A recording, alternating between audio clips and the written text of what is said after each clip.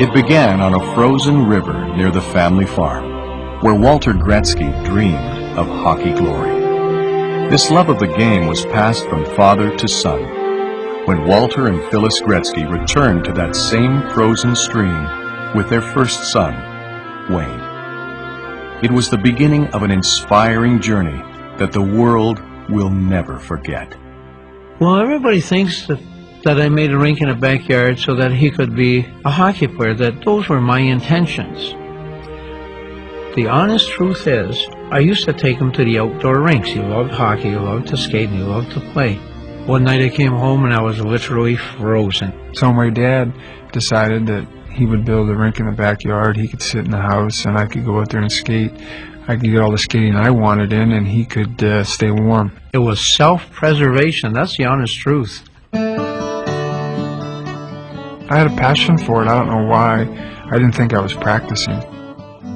It was something that I just enjoyed, and I didn't feel like I was dedicating myself to anything. I didn't feel like I was sacrificing anything. I just felt that that's what I loved to do. I always put some pylons out there, just plastic Javix bottles and things like that. And I would stagger them, and he would go in and out of them for hours at a time, and just in and out. He would never ever tire. And I had a floodlight in the backyard, and his mother would say, "Walter, would you please go bring him in the house?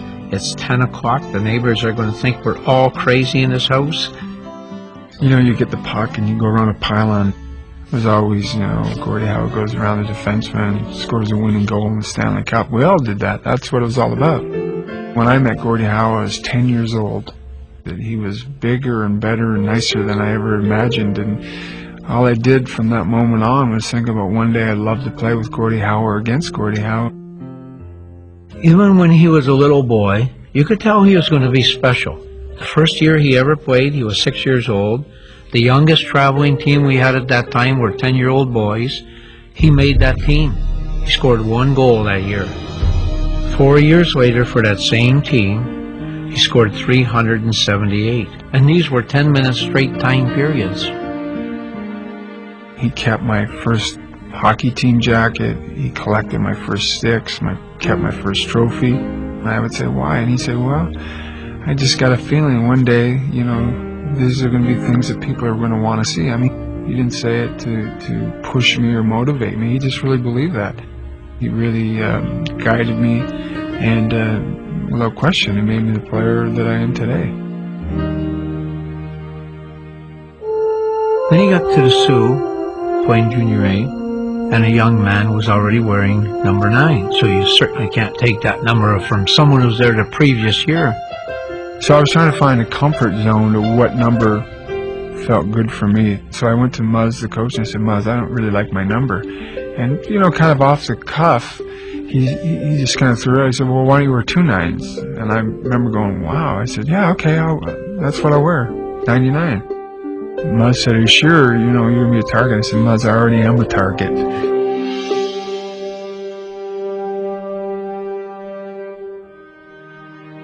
I remember sitting there, I was petrified, I was so nervous, and I leaned over at Gordie, and I really believe he was almost sleeping. He kind of has eyes closed, and he was just sitting there before the game, and I said, "Gordie," I said, "I'm scared to death." And he goes, "So am I." I remember saying, "Oh yeah, right." I remember thinking, "Oh my goodness." And so he goes, "Just win the face-off, dump it in my corner, and get to the front of the net." And I scored 9 seconds into the game, and I remember saying, "My gosh, this guy, does he ever end?"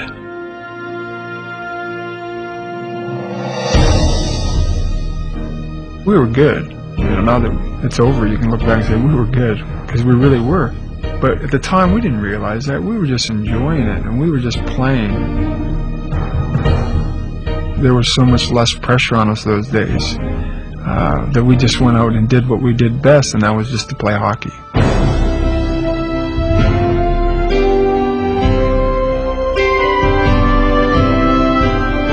The thing you remember most, and it's always the first Stanley Cup. It's a remarkable feeling that you wish every guy who played in the NHL could experience at one time, but what makes it so remarkable is that not everybody's going to get that chance.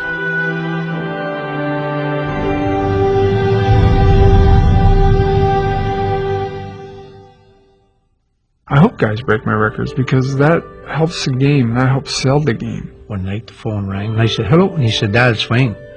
I said, how'd you guys make out tonight? He says, I did it, Dad. I said, what'd you do? He said, 50 and 39. And I said, what took you so long? The side of the net. Taylor to Gretzky. He scored! Wayne Gretzky has tied it and broken Gordie Howe's record.